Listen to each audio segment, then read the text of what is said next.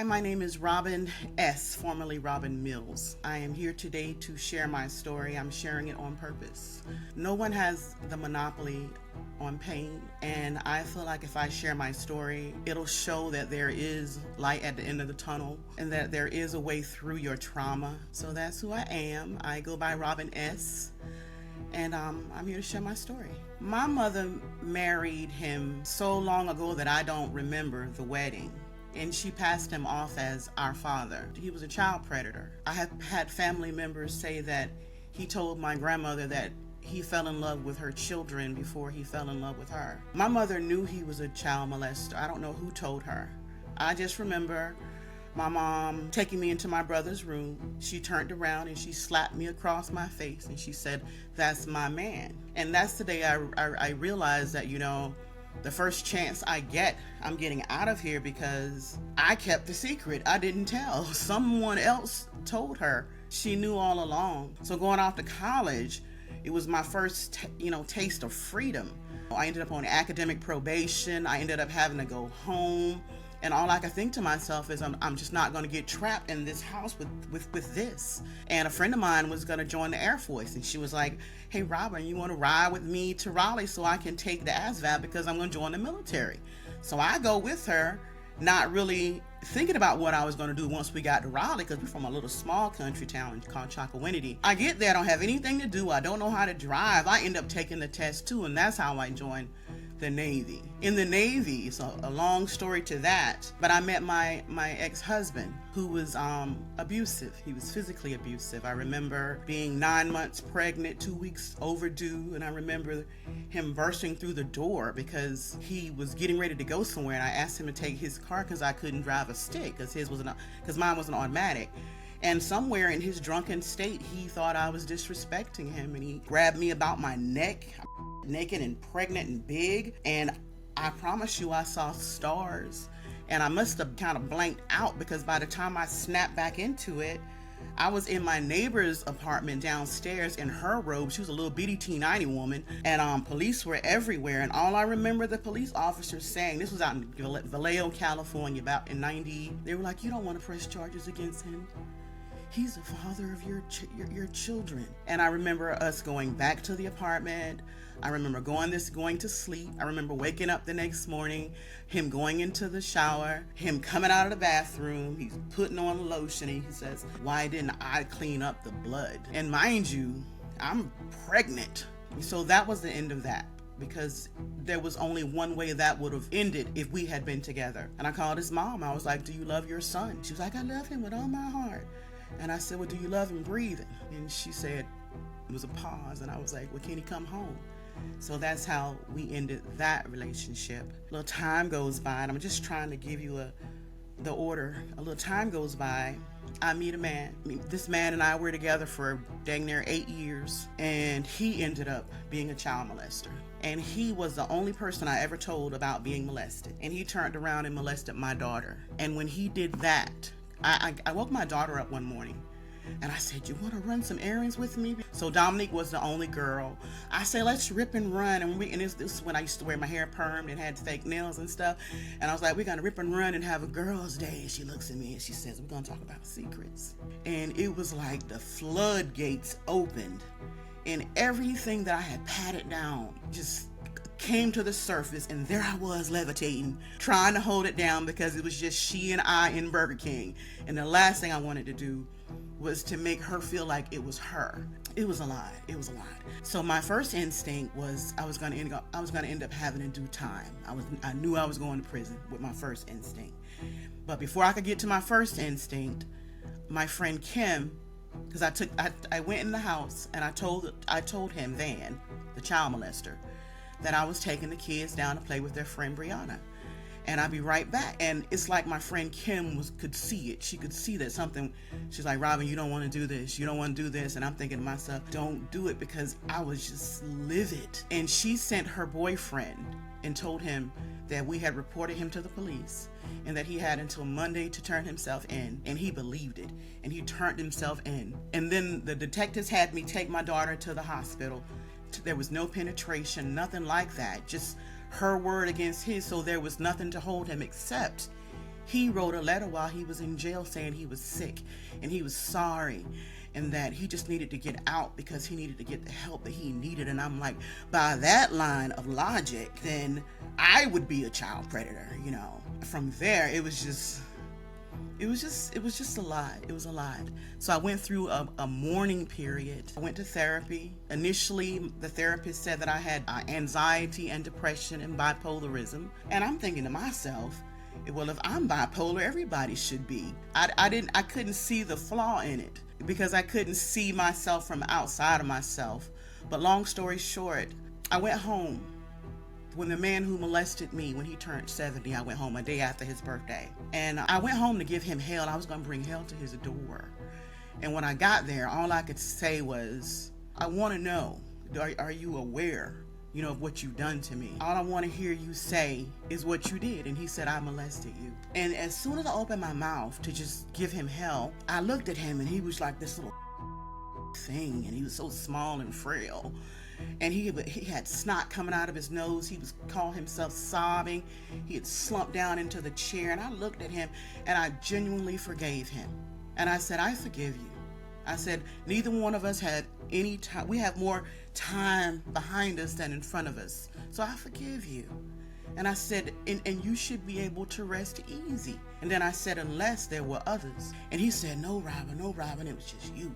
It was just you. And I felt insulted that it had to be just me, but I didn't dwell on it. I forgave him. I think I was 53 at the time. And here I am now realizing that the entire house knew about it. I'm the middle child. I have an older sister, then there's me, and then there's my baby sister.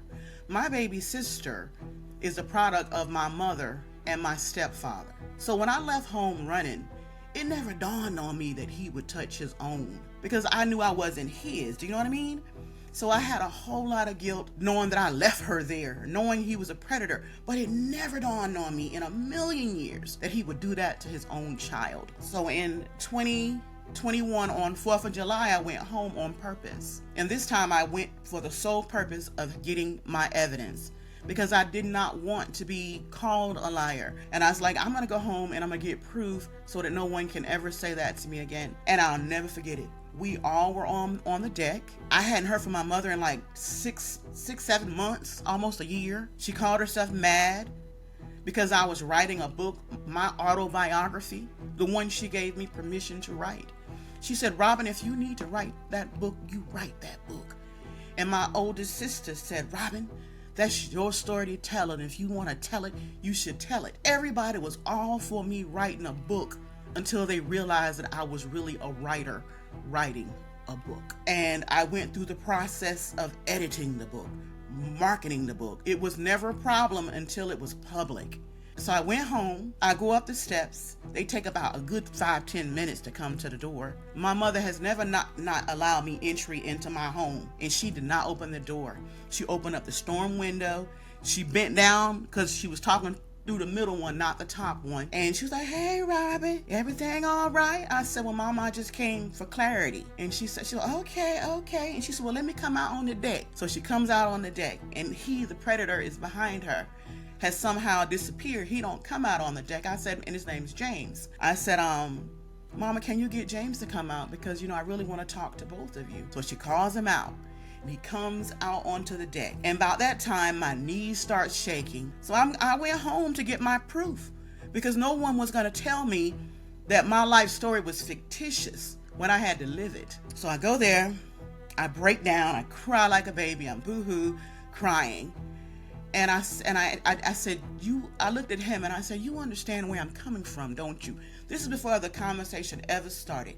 And I promise you, it was like he had rehearsed. He's like, well, Robin, I just wanted to let you know I'm only about 2 things, forgiveness and forgiving. And I said, I guess you would be, considering you need forgiveness. He said, what I done wrong, and that's all there is to it. He said, your mama forgave me, and then he named my sisters and said they both forgave him. And the best thing that I can do is to just let it go because, all we can do is move on from here. And I'm sitting there feeling livid at this man telling me what I can and cannot do. I find it hard to believe that this man is a child predator and no one knows about it. I find it hard to believe that he started with us. So I recorded it all. I recorded a long, crazy conversation. My mother sat beside him looking up at him, and she looked like she was looking at the most precious thing in her life. She was so proud of him. And she was like, you don't know what it took for him to tell me. First of all, you knew and tell you what, that he's a predator that you harbor and you speak to and you live with and you talk to, but you don't talk to your daughter who you birthed into the world. None of that made sense to me. And the funny thing about being here is that we really are, whether we want to admit it or not, we're just trapped here because there is no way out that I could stomach. But I promise you, we don't get to choose our family. My biggest fear has always been my mother leaving this earth and not making it right. And it hurt me to my spirit when people say, well, Robin, you know, my mom died in such and such year. At least you still have your mother. I said, what do you mean? What do you mean? Like, you can mourn the living. The living can be mourned. Like, and I'm not even saying on some dead to me stuff.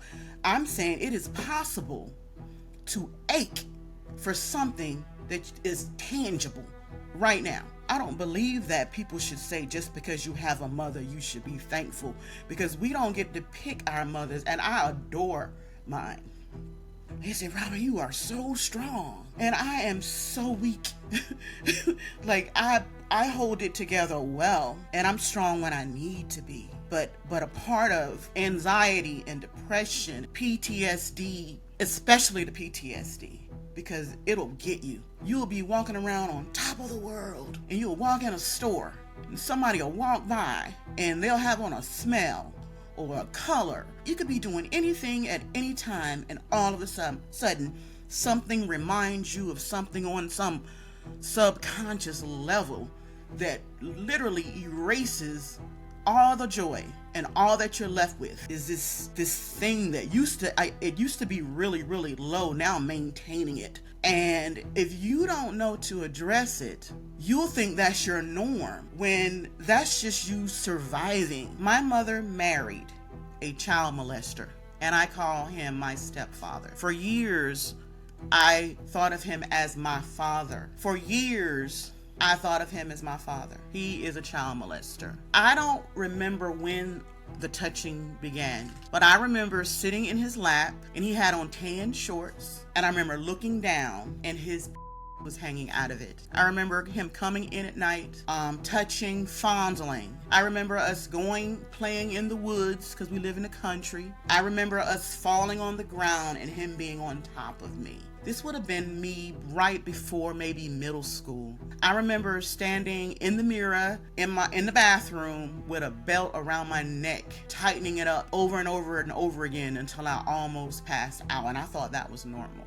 I remember my mother taking my sister and I to a building downtown, and when it was raining, because I had on a yellow raincoat, my stepfather went through the door, and my mother stepped in next, and she looked at me and she said, Robin, when you go in here, these people are going to tell you to write your last name down, and when you write your last name down, you write the word on this piece of paper. And she hands me a piece of paper, and I look down and I see a word that's unfamiliar to me, but I wrote it on the paper because that's what my mother told me to do. You know, I never questioned her about it. That was an adoption. She let the child molester adopt us, because my older sister, she didn't require a signature because she was old enough. I don't know how it worked, but they didn't need her signature. They only needed mine. And then I remember being at home around the same time frame, and I remember my mother telling me to come into the room, and my mother slapped me across my face, and she said, that's my man. That's my man. And I remember falling back, and I remember looking at her and thinking to myself, the first chance I get, I'm gonna be gone. I'm gonna be gone. They're gonna remember me. And I meant it. My mother didn't raise us to be religious. She told us to be free thinkers. And I was just proud of her for letting us be so free. When looking back on it, it wasn't necessarily us being free. It was us being kept away from people, and it was just us, and we thought it was something to be proud about. It was like my junior year of high school, but I was old enough to know that escape was right around the corner. So I ended up going off to college. I went to Winston-Salem State University. I don't remember a time he wasn't a child molester. So I went off to college, went buck wild, got put on academic probation, joined the Navy on accident, got in trouble because I got bamboozled, but I won't speak on that. But got in trouble and ended up as my punishment, I had to work in the mess hall. I had to work where the people ate. I saw a man walking in my direction, and he ended up becoming my husband. He and I got married. We had a daughter together. We had a son together. But between having our daughter, we got married. Our daughter was born in 1990, so we got married in 1989. I got out of the military early because I was pregnant with Dominique. He was still in the military. He was mean by nature. I knew he was mean before I ever married him. If I had any sense, I would have ran in the opposite direction. But I was young and stupid. I've done a lot of things that if I could do over, I'd do differently. I was 9 months and 2 weeks pregnant, overdue with our son. My ex-husband had gotten laid off. He was like an underwater welder. I remember getting off of work. I remember coming home. I remember going to the bathroom. I remember running some water because I was still working at the time. I remember his brother asking him to take him somewhere. So I told my ex-husband, I said, can you take your car? Because I can't drive a stick. And before I knew it, boom, he done burst through the bathroom door. He done pulled me up out the tub, had me about my neck, all up against the shower, and he balls up his fists. His brother's holding him back. Boom. And the next thing I know, I see stars. And I was like, broken, like never saw that coming. I remember snapping out of it, being in my neighbor's apartment. I had on her robe. Police were everywhere, police cars. All I remember is the police officer saying, you don't want to do this. That's the father of your child. No one said, look at your face all broken and bloody. What are you gonna do about this? No one said that like they do on TV. They don't do that. He's like, you don't want to do this.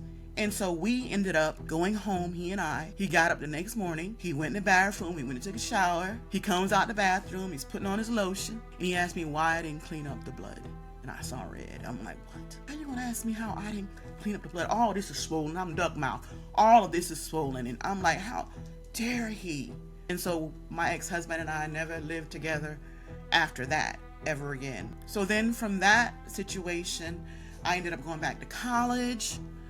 I thought I wanted to be a teacher, and I started out with early childhood education. Then I ended up applying for Indiana Purdue University, where I ultimately ended up going to study anthropology and philosophy.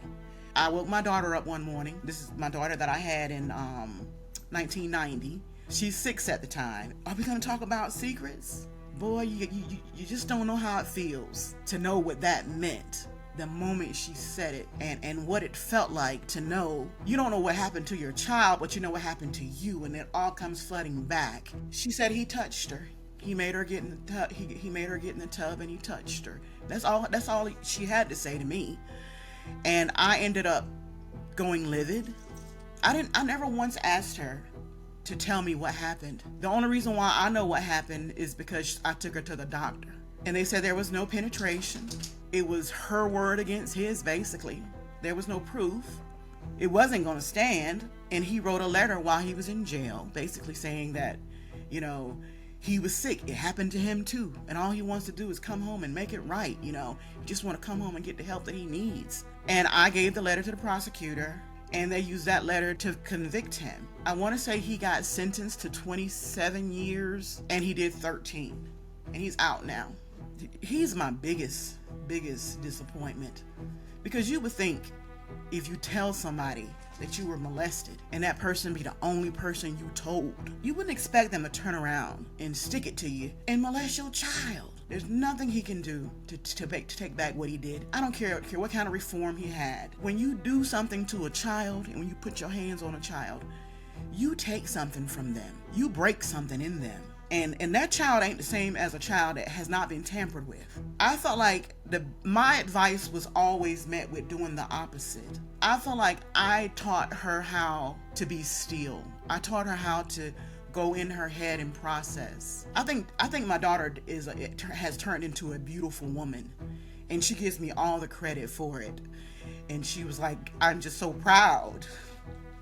I got back in therapy. I approached Dominique about therapy. She wasn't comfortable talking to a stranger, but this year she's gone into therapy. She has an emotional support animal. She says she is clearer now. She says she's not accepting anything that is not supposed to be on her realm, and she means it. So I think by example, it made it okay for her for me to. I'm very vocal about encouraging people to talk to somebody and not your girlfriend and not your homeboys. Somebody who is a paid professional who knows what to listen for and knows questions to ask. I ended up relocating back to North Carolina because I had ran all around the United States, and I relocated back here in, I want to say, like 2002, 2003, back in the North Carolina area. I was here in the city that I live in for a year before I made it home to see my mama. She didn't even recognize me. She walked right past me. She was so embarrassed when her friends saw that she didn't recognize her daughter.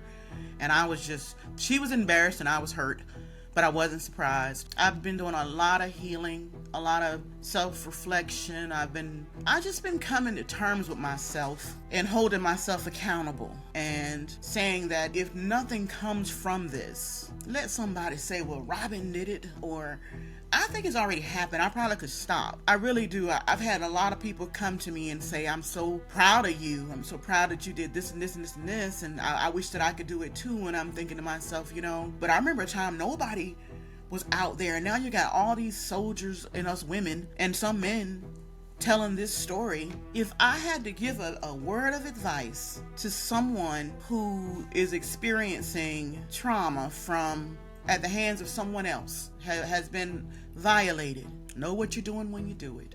There's help out here for you if you look for it. And if you stumbled on this page, you were drawn to it. The one common thread across the board is that we are all still here.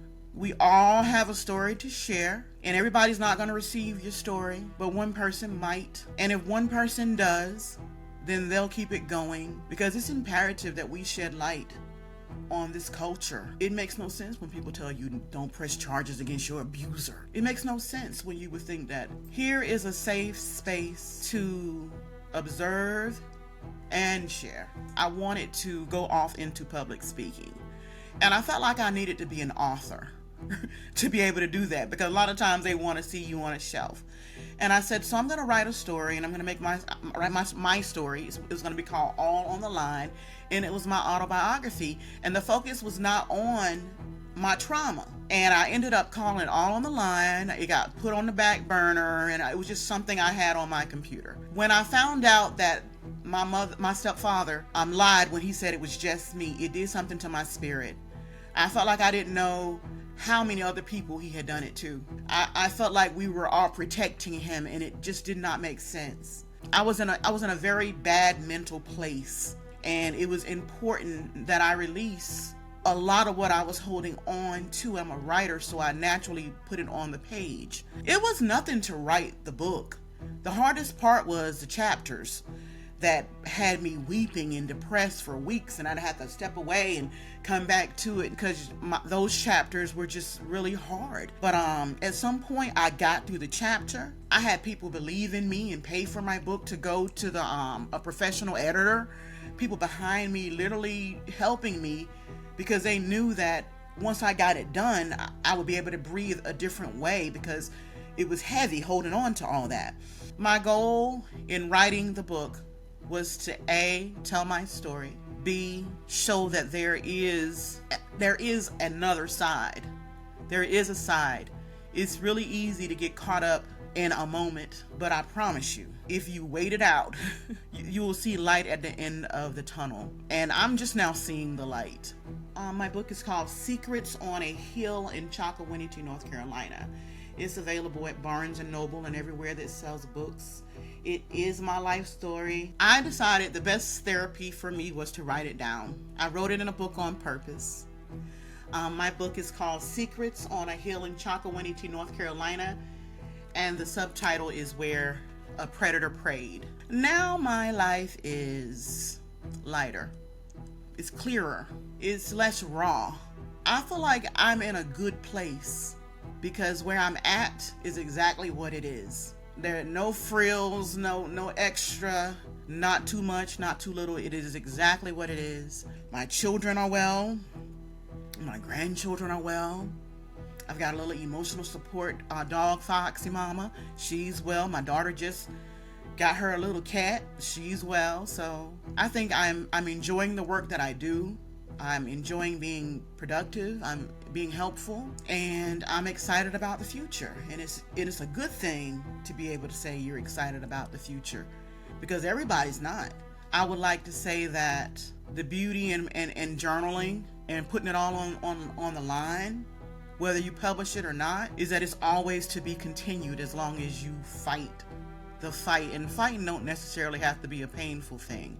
I know my story is probably not as heart-wrenching as some others, but my mission for my story is really heartfelt. I know what it feels like to be on an island by myself and anchored down and not moving. So sometimes you need somebody to throw you a float or something. And I think you've got a good platform, and you can throw people some floats. And I wanted to be a part of that process.